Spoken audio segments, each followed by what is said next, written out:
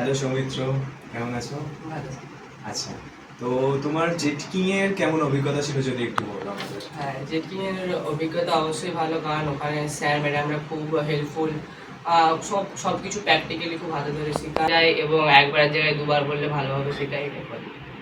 আচ্ছা, ভালো লাগলো। তুমি যে জবটা পেয়েছো, তো ফার্স্টে জিজ্ঞেস করবো যে তোমার ফ্যামিলি কেমন, কতটা ভালো লেগেছে? সত্যি আমাদের পরিবারের দিক থেকে খুবই আনন্দ, কারণ এত কম বয়সেও আমি একটা আইটি থেকে চাকরি পেয়েছি। আনন্দ করছি আচ্ছা, বাবা। আর তোমার বন্ধুর ব্যাপারটা আবার বলো। আমার দেখে তো আমার অনেক ফ্রেন্ডও জেটকিং এ ভর্তি হয়েছে, ভালো। আচ্ছা, তোমাকে দেখে তোমাকে সাপোর্ট করতে। আচ্ছা, okay, thank you Soumitra, thank you, all the best.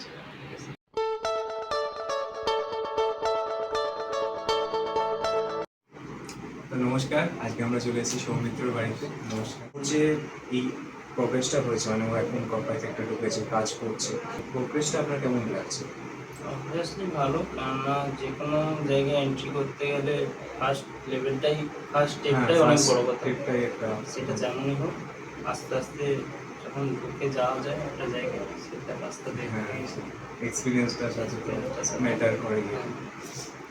তো নেক্সট আমি একটা জিজ্ঞেস করবো যে ওর যে মানে এই আইটিতেও ঢোকবার যে সাফল্যটা পেয়েছে, মানে চাকরি পেয়েছে, তো ওর জীবনে কতটা প্রভাব ফেলছে, বা ওর দিক থেকে আমরা কতটা পজিটিভ মনে হচ্ছে ওকে এটা? ফার্স্ট আমরা মানে অ্যাজ পার ফিনান্সিয়াল কন্ডিশন যদি বলতে চাই, তো আমরা lower middle class, not middle class. তো সেই জায়গা থেকে অনেকটাই সাপোর্টিভ ফ্যামিলির জন্য। সেকেন্ড, আমাকেও খুব স্ট্রাগল করতে হচ্ছে, খুব স্ট্রাগল করতেছে, আমার বাবা মা তো আরও বেশি স্ট্রাগল করতেছে।